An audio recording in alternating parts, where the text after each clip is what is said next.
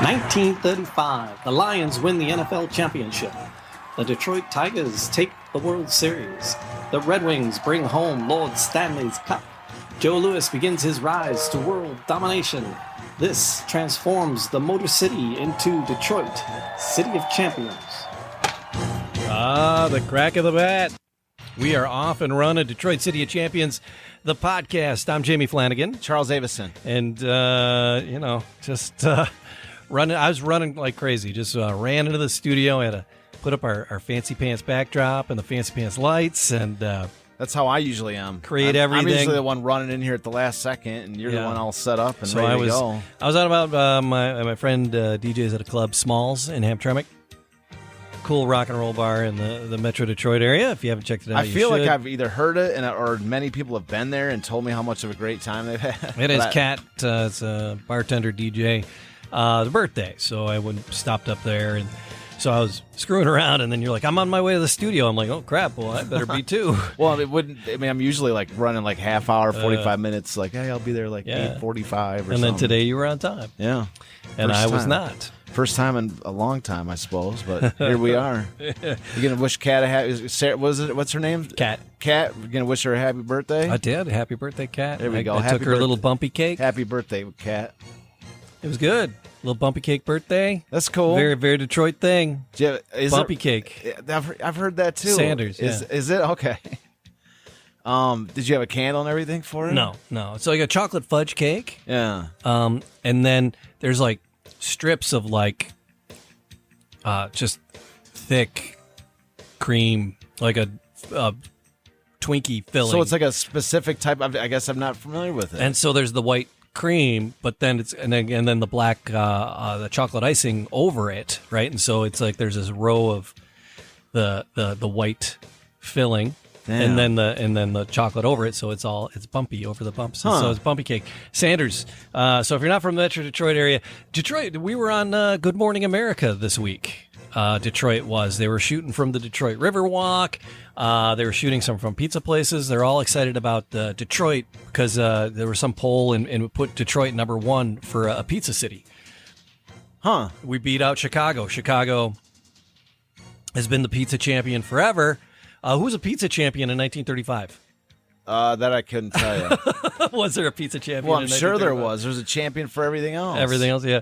But so we beat out Chicago. Chicago's been running along, but Detroit was like number one in pizza, and so they were like filming from pizza. So who made that? How they decide that? No bloody idea. Well, But is there some kind of like is there some kind of a committee or something? TripAdvisor reviews probably. Well, it's sponsored by somebody, probably. Is there any Chicago representatives that are upset about it or anything? I'm sure they were upset. I'm sure they had like the one weather guy was probably in Chicago. You know how they always give him the worst assignments. Yeah. So he's got to be in Chicago telling the Chicago people that they lost. Yeah. Hey, you got beat out by Detroit. How does that make you feel? What? And they start beating up the weather reporter. Well, I remember it was a few years ago. Either the hurricane, buddy, or getting beat up in Chicago. That's your choice. Yeah. You either get the in the middle of the sandstorm, or you get to go in the tornado. That's the weatherman's choice. The beat on the street. Well, I remember a few years ago it was Minnesota that they were trying to claim like they were some. I mean, it was some governmental agency was trying to say that was it Wisconsin or Minnesota? It's got the little skinny thumb. Yeah. What is that? Wisconsin. It's Wisconsin. Yeah. And they were trying to say that they're the mitten state or something. The other mitten, yeah. But it's the other mitten, and it's gonna have like a little skinny finger. And they're trying to claim that they're like, yeah, we're the Michigan, and it was there was nobody offering a rebuttal because it was so ridiculous. You on are its face. the idiot mitten. Is what you are. Yeah, you're the string attached to the one that got caught in the bicycle spokes. Yeah, it's the one that's all mangled. They're like, we are the mitten state, or I'm like, I would drop that. Like you can see our mitten from space. Yeah, you can see our mitten from another galaxy.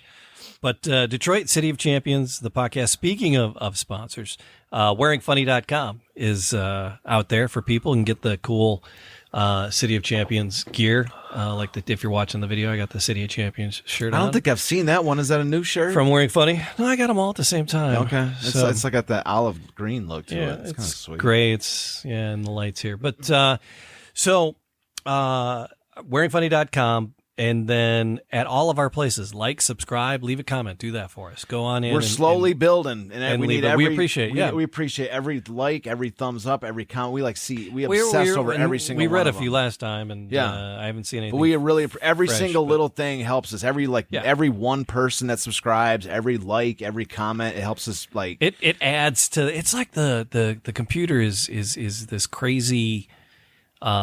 Pyramid almost. Well, they have the algorithm. Like the algorithm. Well, once the algorithm recognizes that they have some kind of a little bit of engagement and a little bit of attraction with some followers, then they start to promote us, and then we start to really rock it up. And we can start bringing out this. We were talking about it last week about how this story doesn't belong to me and Jamie. It doesn't belong to me. No, we're all part of this, and that's what I'm saying.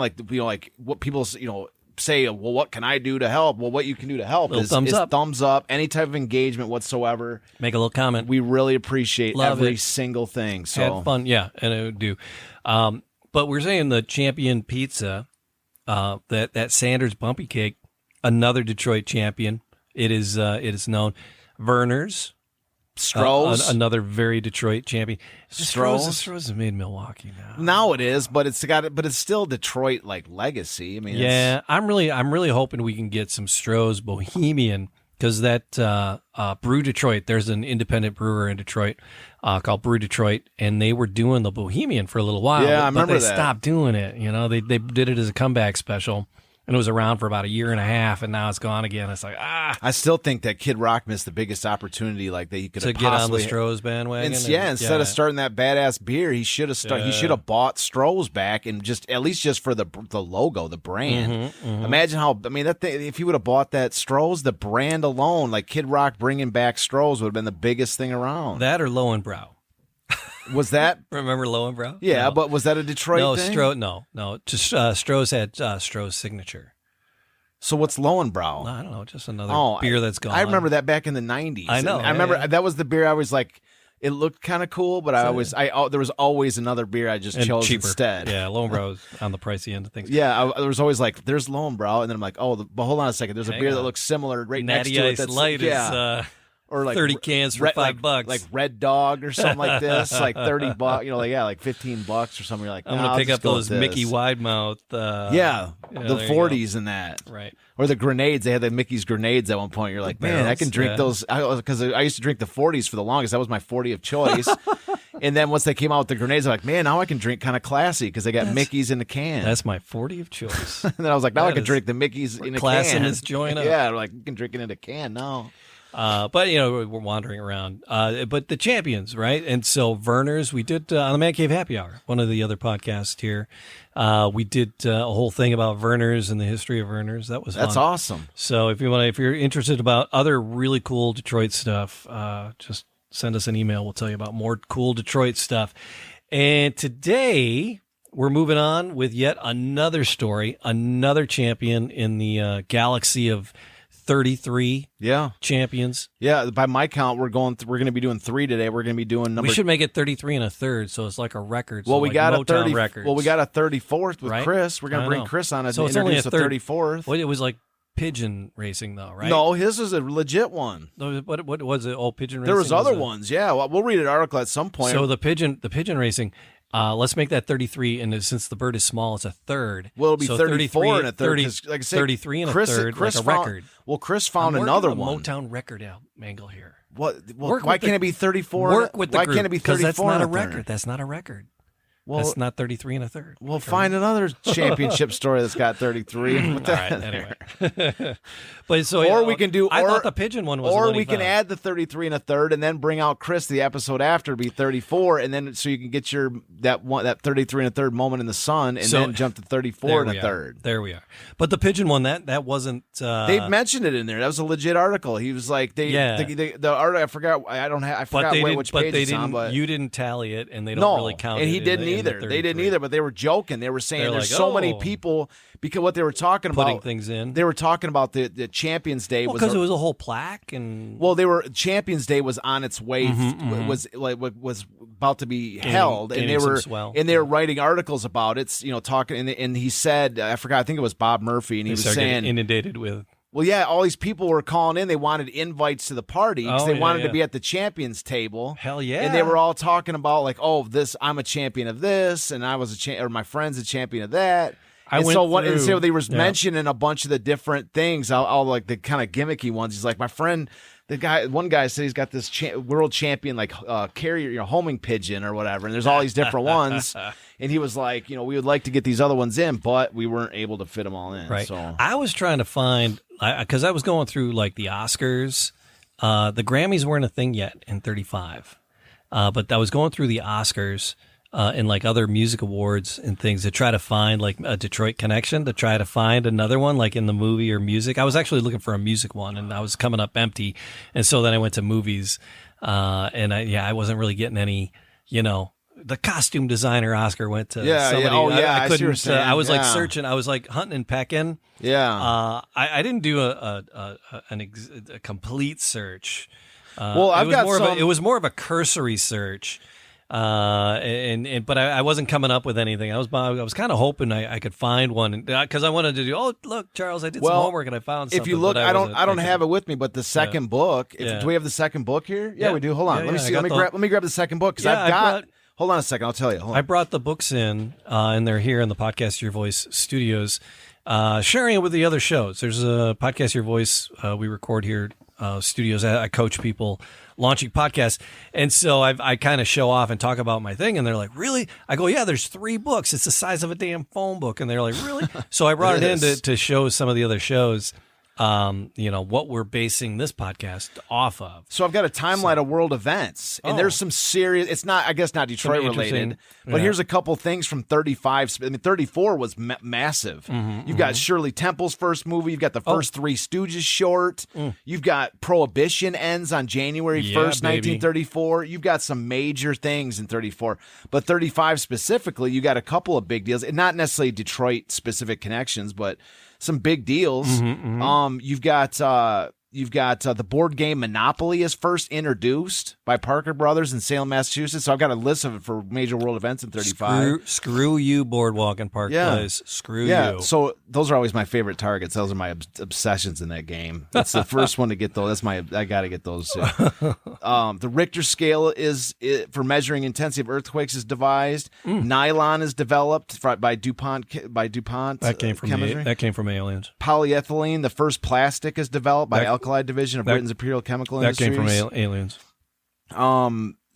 You've got radio was pioneered by Scottish physicist Robert Alexander Watson. Definitely aliens. The Toyota motor car is introduced. Beer and cans is introduced for the first time by Kruger Brewing of Newton, New Jersey. End of Prohibition. Way to distribute beer. Okay. The first hot meals to be served in the air are served on Pan American Airways Clipper flights. Yeah, there's got to feed those aliens. Yeah, there's all. Dude, the aliens thing isn't even that big of a deal, really. Well, that's our next podcast. I don't know if people are like, "What are you guys going to do after City of Champions?" We're going to do how aliens have influenced our everyday culture and the innovations that have come from aliens to us. I'm just making that up. No, but if aliens is probably up if they came out tomorrow and said aliens are real or whatever, people would be like, yeah, all right, we already kind of knew that. So what's and the theory is right. The foil hat theory is, Area 51 or section whatever Area 51 in the Roswell, the recovered aliens and the recovered spacecraft. Right around that time, the advances in technology were astounding. Yeah. And so they're saying, it's like all this alien technology that the government had that they parceled out to, corporations to, back engineer. Yeah, but the thing about I don't know, the technology though is already growing because like during World War II when they were using those when Hitler was using those Hitler was an alien. V2. Well, there was a V2 bomb, the V2 missiles, and then they brought the scientists over to the U.S. and they started developing like the Nazis even had jets. Yeah, they had a few jets at the very end of the war. They were already using jet aircraft. So it was like once the war ended, they actually had the time to actually it was an arms race with the Russians. So I don't know if the alien technology, like I'm just what I'm saying is that if you look into like Bob Lazar and them in the 80s, he came out saying that they had not reverse engineered the alien tech that they had, which was based on like anti-gravity. So they still up to the 80s. And so, but one of the questions that I heard somebody talk about the other day, I thought was a good one was, if the aliens are super advanced or whatever, yeah. How is it that they're just crashing into the Earth all over the place? They're like, well, we just came from across the universe and we forgot how to land. Somebody playing Icy Closies. Yeah, like they're crashing in and then they're like getting captured by humans. Like we're like monkeys to them, basically. Yeah. They're like, I don't know, like it was a good point. I was like, they're like earthworms to them. Yeah, they're like they're not going to be recovered by earthworms. You know? They're so I think they are here, but I think that they are basically been keeping I think that they need this Earth for something or other. And that they are basically like keeping a distant eye on us and like making sure we don't screw it up. I would like to launch a podcast where there's a couple people who totally believe that. I believe it. And then, you got one of them right here. And then I just kind of listen to their story. And I've got there's all kinds of stuff, man. They have. There's. Have you ever felt like you were in space? No. Have you ever been underwater? I don't think so. Well, underwater in general, yeah. Yeah. Don't you feel like you're in space, traveling floating weightlessly? No. Do you? Yeah. I always pretend I'm a spaceman when I'm underwater. Oh no, I don't really do that. No. So I wonder if our people today. Oh, you're trying to pivot. I'm trying to segue. You're trying to segue into the water sports. I missed it. That was today. That was my cue. We were trying to merge into the show. I was. I really was. And I flew past. I'm like, no. What are you talking about? I thought we were going to skip talking about all this today and talk about aliens and controversies and stuff. Oh well. I got to Google some save that for Roswell innovations. But yeah, no, we were talking about and a buddy of mine just did a big party on Sunday, just 3 days at the Detroit Athletic Club, that down at the D.A.C. My buddy just did a big event down at the D.A.C. It was D.A.C. Family Fun Day. It was a very Hawaiian theme, ironically enough. I don't know, tragically enough. But yeah, so it was a lot of surf music, a lot of Hawaiian music down at the D.A.C. And that's a beautiful spot. I mean, you can actually look down into the Comerica Park from if anybody out there listening hasn't been to the D.A.C. If you're from in the their upper Detroit level, area, well, from their upper level of the building, you can actually look down into Comerica. If you have a pair of binoculars, you can literally watch every game from the roof of the D.A.C. It's really cool. Podcast name dropping. It's Zim's Vodka. Had Behind the Bar with Zim's, a podcast we helped produce for a little while. And the guys from Zim's Vodka, they're members there at the D.A.C. All right. And they've invited us down a couple of times, and it's a cool spot D.A.C. to hang, is super man. Cool. Yeah. I've DJ weddings in there a handful of times too. It's a nice place, but this is the swim team from 1935. That's why you're mentioning this, because it's the underwater spaceman swim team. D.A.C. swim team, and I wonder why. I still don't remember why I did it, but it almost seems like the swimmers should be right after Dick Degener in the book. Yeah, I think it's because what I did was Dick Degener comes at a point where he's one of the major champions to a certain extent. Yeah. And so I didn't want to put like him, and then there's these guys only got like 3 pages. Yeah. So I didn't want to, 3 pages. So I didn't want to, I felt like they would have got lost, I think, with him, because he's got a bunch of diving pictures and stuff that these guys would have maybe blended in. Sure. I think that's why I did it. So that's why it seems like because Dick really deserves to be showcased. Absolutely. He's pretty amazing. Yeah. And so here we are. So we're a few champions in. So this is, by my count, we're at champion number 26, and we're going through champion number 28. And so what we've got is we've got 2 individuals, Jimmy Gilhula and Tom Haynie, and then we have the Detroit Athletic Club swim team, in which both of them were on. They were both part of this swim team. And so these guys. The first picture we have to show is really one of the coolest ones. It's an example of the kind of photos I use in the book, and this was an absolute treasure to find. And Jimmy, Tom, or the team? No, the swimming pool photo. Oh, the club itself. Yeah, the boat club. So this is the Detroit Boat Club. Yes. And this is a photo from like this, everything really their main claim to their championships in 35 came at this exact event. Like this is a photo from the 1935 Detroit Times AAU championship, national AAU meet for this for swimming. And so you had diving, swimming, everything. And this is at the Detroit Boat Club. And you can see if the picture, if you look closely in the picture, you can see sailboats in the background. Yeah, I mean, this is like in the middle of this is in the river right here. Yeah. And so it's just super cool. And you got the crowd here. You got what's amazing about this photo is, I mean, this is taken off a microfilm. Yeah. And I thought this photo has a ton of detail. Is this men's or women's? I think it's everything. Okay. I don't have a specific list in there. I think it's everything. Uh-huh. But there's not a ton of. If somebody, there's probably more information online. I didn't dig that far deep into it prior to today. But anyways, like I was looking up a few things online, and I grabbed a couple pictures, but I didn't see. If you dive into it a little bit, I bet you can find a New York Times article or something on it. But anyways, it's just this photo alone. I just can't believe how well it turned out. I mean, again, this is off of a grainy old microfilm, and the detail that I was able to really extract and clean up, and this photo is one of my pride and joys, because usually the good thing about microfilm photos is you have access to any photo basically ever used in a newspaper. The downside of using them is that their quality is horrific. Right. I mean, they're terrible. So you have to clean them up a lot of times, and this photo was one of my pride and joys as far as it's for use in a book. So, anyways, so that's where the action really is set, and I'll just read the article because it kind of gives a nice little summary of the event itself. So this article is from Edgar Hayes in the Detroit Times. It comes out July 8th, 1935.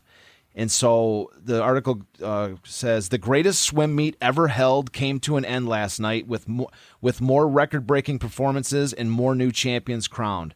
The Detroit Times National AAU Senior Men's Swimming and Diving Championships had more surprises and more hotly contested races than any meet in the history of the sport. Okay, I want to read that again, okay, with a little bit more dramatic emphasis. All right, okay? all right. Because slow it down. And the reason is because notice the name of the swim meet. The Detroit Times National AAU Senior Men's Swimming and Diving Championships. Okay? So this is in the article is written by Edgar Hayes of the Detroit Times. Is it AAUU? Yeah, AAU. AAU. Yeah. What was it again? Detroit Times. Amateur Athletic what is it? AAU is Amateur Athletic. Okay. Something or other. What Detroit Times Amateur Athletic what? So the full name of the meet was the Detroit Times National AAU Senior Men's Swimming and Diving Championships. But what's interesting to note is the guy writing the article is Edgar Hayes from the Detroit Times, right? So that's why I want to stop for a second and go back and read it with a little bit more dramatic emphasis because it's his newspaper that's sponsoring this event. Yeah. Okay? And so I want to go back with that in mind. Once again, let's begin again, okay? The greatest swim meet ever held came to an end last night with more record-breaking performances and more new champions crowned.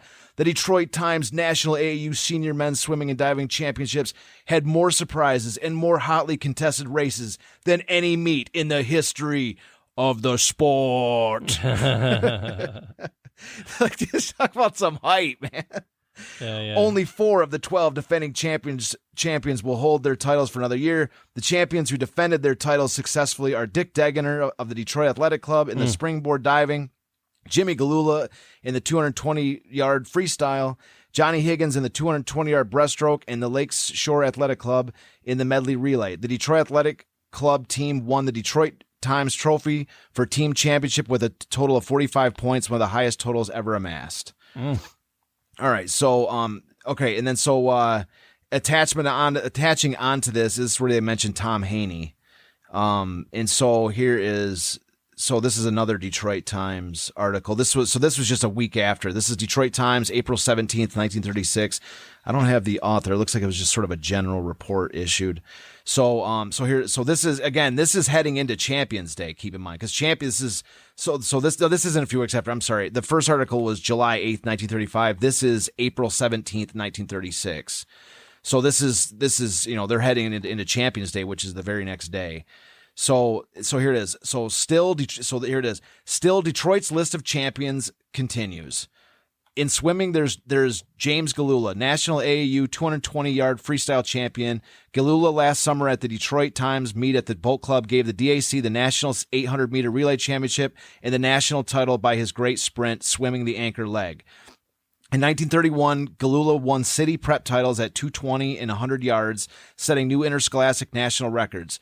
He then entered Southern California, member of the 1932 Olympic team, went to Japan in 1931 as a member of the American team. And here's something, Gilhula's swimming style, as taught him by Clarence Pinkston, impressed the Japanese. They took thousands of feet of film. The next year at Los Angeles, i.e. the 1932 Olympics, we heard much of the Japanese stroke, which was nothing more than the stroke used by Gilhula the summer before. He won the National Outdoor 100-yard freestyle in 1933 and the National Outdoor 220-yard freestyle in 34, 35, and 36. And so Albert Root, a Miami boy, likes the championship atmosphere Detroit affords. He came here for the Detroit Times Outdoor Swimming Championships last summer. He's been here since. He now carries the colors of the D.A.C. Root won the National AAU lowboard diving title in 35 and was favored to repeat this winter, but was forced to withdraw due to an injured back. However, he is almost a certain bet to carry Detroit's colors into the Olympic Games in Berlin this summer. Tom Haynie, a Detroit boy now attending the University of Michigan, is the National Junior 300-yard medley champion, an event which combines backstroke, breaststroke, and crawl. Haynie is regarded as a bright prospect to make the Olympic team at both 200-meter and 400-meter distances. So he is the national medley champion. That's what Tom Haynie ranked in 35. I thought he was at that event, but I guess he did some other things. Anyway, so those are the guys. And I guess you could kind of make a case for this Albert Root, because it says Albert Root, a Miami boy, likes the championship atmosphere Detroit affords. He came here for the Detroit Times swimming championships last summer. He's been here ever since. He now carries the colors of the D.A.C. And it says Root won the National AAU lowboard diving title in 35. So that's like basically a 34 champion right there.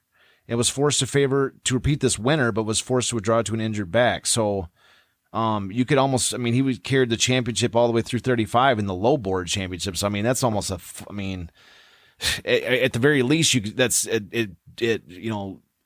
makes it's an exclamation point on just calling 3 championships, Yeah.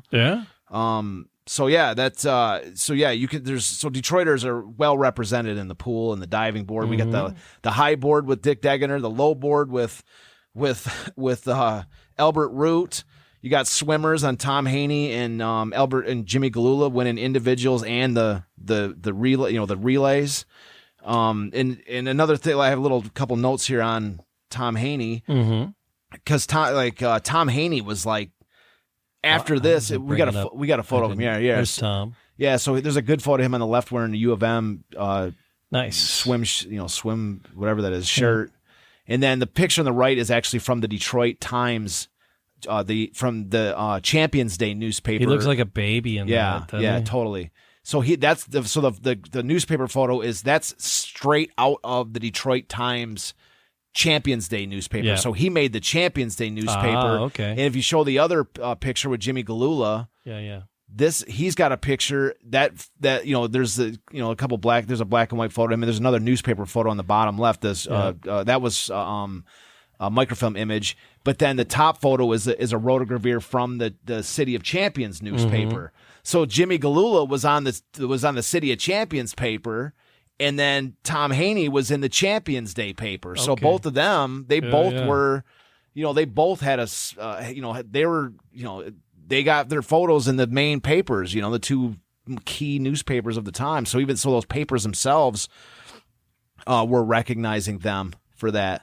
So anyway, so here's another little blurb on Jimmy Gilhula. Yeah. So this is from Detroit Times on the same day. This is the first article we read with the July 8th, 1935. Jimmy Gilhula came from behind to win the 220-yard freestyle title, which he was defending. Johnny McConis of Yale, now swimming for the Big Brothers Club of Philadelphia, took the lead at the start. He's talking about this swim meet again.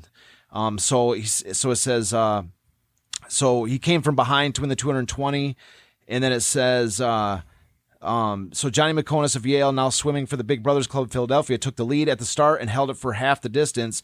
The swimmers were even at the 3/4 mark, but on the last lap, the Detroit boy pulled away and won by a half length. Ooh. So there's some serious swimming going on there. Mm-hmm. So Tom Haynie, here's a couple just like notes I took, because Tom Haynie is like, I saw this article on him, and it was this, what was the name of the group? It was the CSCAA, which is the College Swimming and Diving Coaches Association. All right. They ranked Tom Haynie in the top 100 greatest swimmers and divers in college history. Oh. He's one of the top 100. And that article was put out in 2021. So you would think that, he died in I think it was the 50s, right, or something like that. Maybe the early 60s. But for them to remember a guy that was swimming back in 1935, he had to have some serious contributions, and here they are. So NCAA titles at U of M in the 220 and the 440-yard freestyle in 1937 and 39. And then he was part of the NCAA champion 400-yard relay teams at U of M, which won 3 straight national championships from 1937 to 39. He was a 3-time All-American at U of M. So he has this incredible, U of M swimming career. And then he goes to Stanford to become their swimming coach. He's the second swimming coach ever in their history at Stanford. And when he goes there, he coaches 11 conference titles during his 14-year tenure. So the Stanford wins 11 conference titles out of his 14 years as their coach. And he's elected to the Stanford Hall of Fame and is in the aforementioned top 100 greatest swimmers and divers. But I didn't see any mention that he was put in the U of M. In the U of M, how can he be one of the? In the article that was hyping him, was rocking the jersey there. Yeah, but the article that was hyping him, it said like top 100 greatest swimmers, of the year of all time, was actually on a U of M website. Right. So like somebody put it out there. I can't believe that the first question they asked was, "Hey, what's this guy? Is he in the U of M Hall of Fame, Swimming and Diving Hall of Fame?" And they're like, because if he's not, he kind of should be. Do they have a Hall of Fame, or they have an athletics Hall of Fame? Well, they have a Hall of Fame, but I don't know if they have a Hall of Fame for I didn't see any reference, because the thing is, U of M was writing the article that was mentioning that he had been on the list, and all they mentioned in the article is that he was a part of the Stanford Hall of Fame. You see, they would have said, "Oh, he's also he's a U of M Hall of Famer and Stanford. He's our guy. He's in our Hall of Fame first."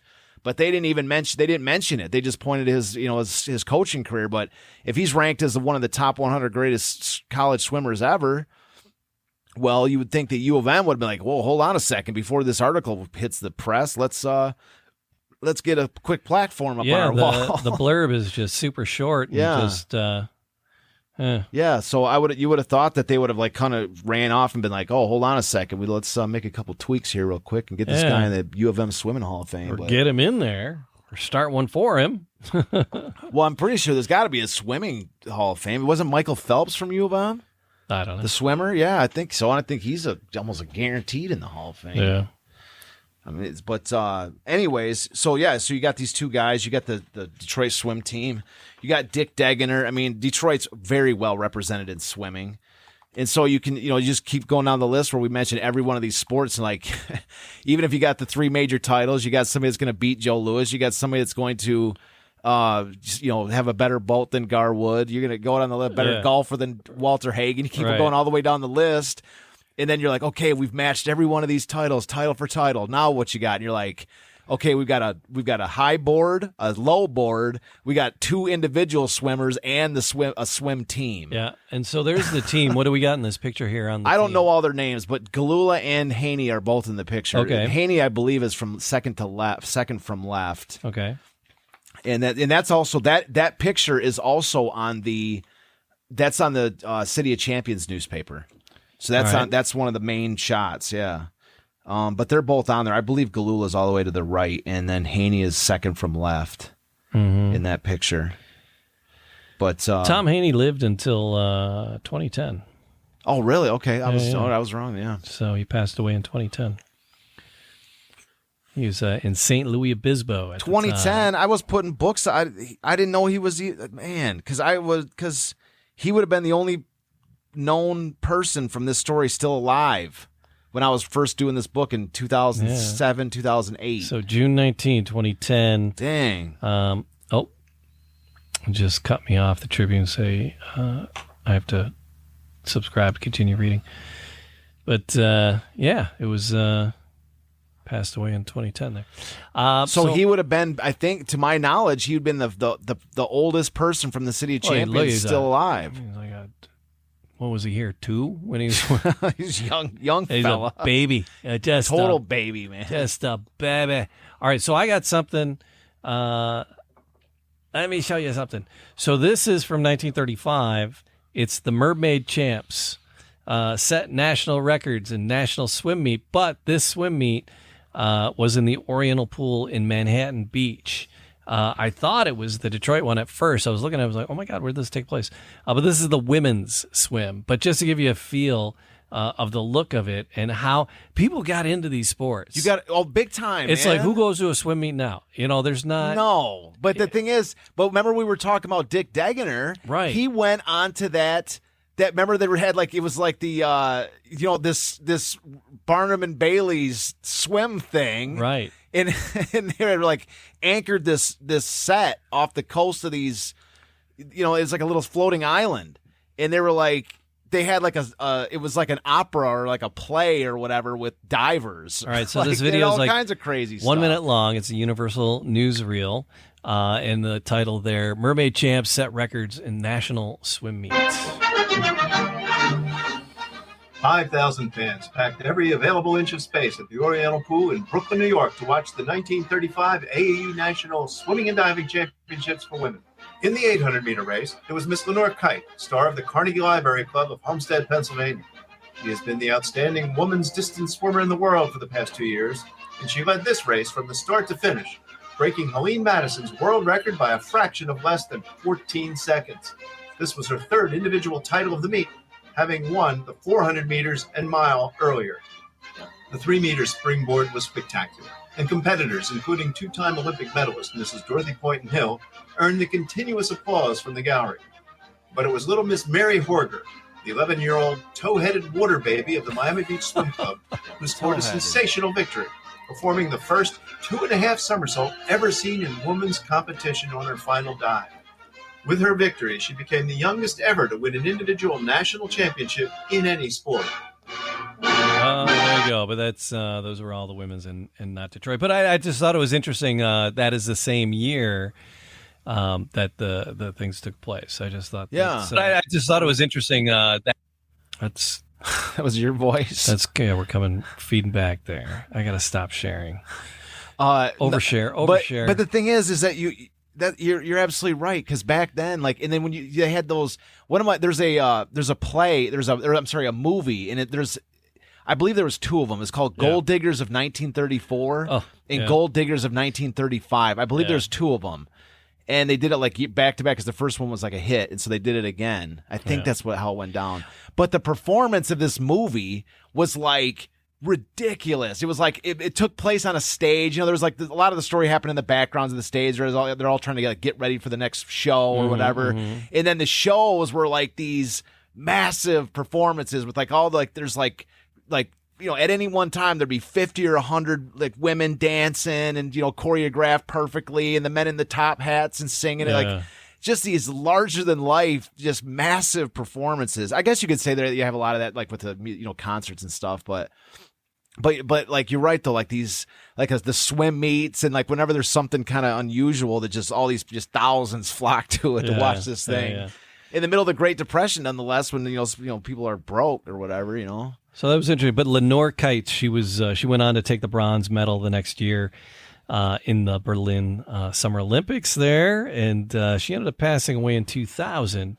in Cincinnati, Ohio. So getting close to Michigan, getting close to Detroit. Yeah. But yeah, so I just thought that was interesting. The look and the thing, those, it didn't look like a pool, right? Like the Detroit one. And you said that the boat club, right? It's over there on Belle Isle. That's out in the water. These aren't pool. It doesn't look like a pool. That looks like it's part of the lake just roped off. You know, part of I know the it looks Detroit like River they built roped something. off. And I'm not too familiar with the Detroit Boat Club. Yeah, that's not there anymore. Well, they must have been like, I don't know if they did like a I mean, Like they can't do a temporary pool, did they? It seems like a lot of work.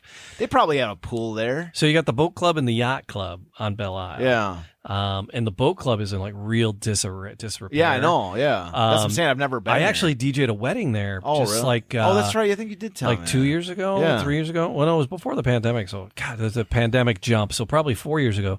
Aaron Gay. He was a student teacher with me, and then got married. He's like, DJ my wedding. I'm like, all right. But it's like it's if somebody's going for the Urban Decay look, that was like Urban Decay big time. They hadn't revived it yet. The plan was to revive it, but I know. Like I remember. cool I remember reading about it a while ago that somebody had bought it. They were going to turn it into a casino or something. Yeah. So there you go. It's on Belle Isle. There, if you're in the Metro Detroit area, definitely something to check out. Cool place for a party. And here's another thing that I'm going to see if I can. We'll see if I can find this postcard. Yeah. Because the Belle Isle used to have like one of the coolest things I've ever heard of in my life. Mm-hmm. And what it was, An aquarium.